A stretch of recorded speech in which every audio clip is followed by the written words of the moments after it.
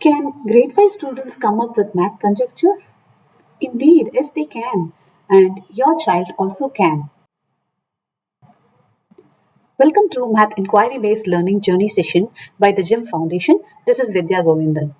I'm going to share some interesting activities that I recently had with grade 5 students in the fractions concept, which promoted a kind of asking questions environment and then making them more curious, find patterns and make observations and enjoy the process of learning. So, in this process of learning, they also came up with conjectures, which is nothing but an educated guess based on their observations, and then which led to kind of prove them or disprove them with counterexamples. I'm going to share that activity and the framework we used and the approach we taken to all of you for you to kind of be part of this learning journey and make your own observations, conjectures, and go ahead with proving them. Welcome to the third episode of Fascinating Fractions in Math Inquiry Based Learning. In this episode, we will see how the power of inquiry based learning resulted in creating and expanding new knowledge base.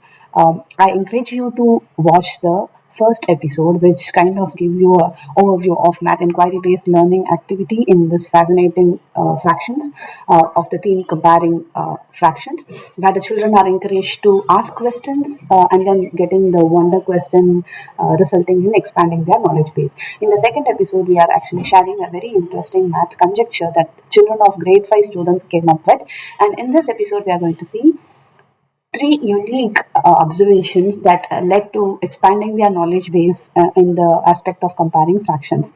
Let's have a quick look at it. Usually, we all know that the like fractions comparison, where it is easier for the children to compare just the numerator, for example, 2 by 7 and 3 by 7 can be compared just by comparing the numerator. 3 is greater than 2. And in the case of like fractions, the new observation is that it can also be applied for improper fractions and mixed fractions. For example, 29 by 7 or 6 by 7. So we can, in these two improper fractions, like 16 by 7, let's take it, we can still compare the numerator alone. And also for mixed fraction, for example, 5 1 by 3 or 5 2 by 3. So in this case, you can just, the whole numbers are same, you can just compare the fractions of the proper side. So 1 by 3 and 2 by 3, so this is bigger. And even if the mixed fractions have different whole numbers altogether, like 5 1 by 3 and 2 2 by 3, we can see already that 5 is greater than 2. So we can immediately put greater symbol. And in the case of unit fractions, there was a good observation that smaller the denominator, bigger the value. So for example, if you have 1 by 5 and 1 by 9, you can say that smaller the denominator, bigger the value. So 1 by 5 is smaller denominator than 9, so you can say that this is bigger. One part of 5 is bigger than one part of 9. And then they came up with an interesting observation that fractions having same numerator and different denominator.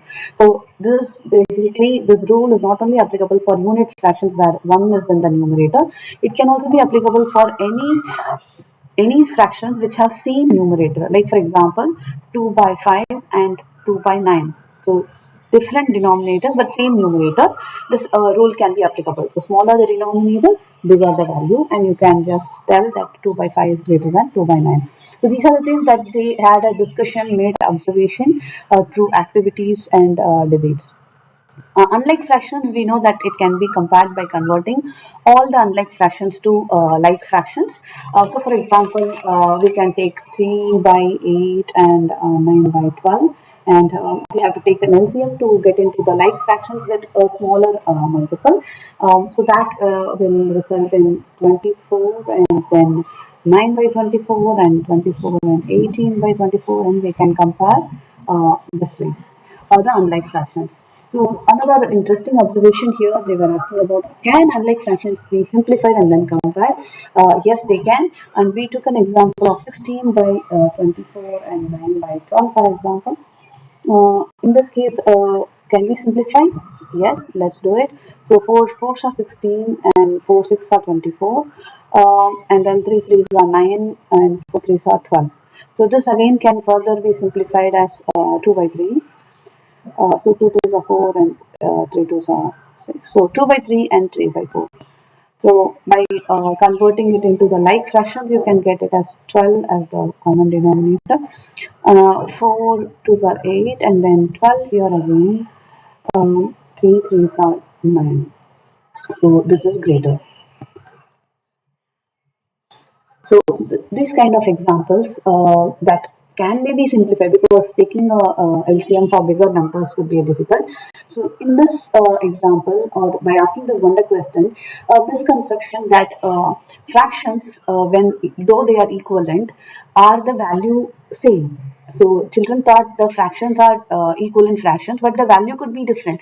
But through this wonder question and explanation, they understood all the equivalent fractions are having same value. So we can even compare the fractions after simplification, or we can add the fractions.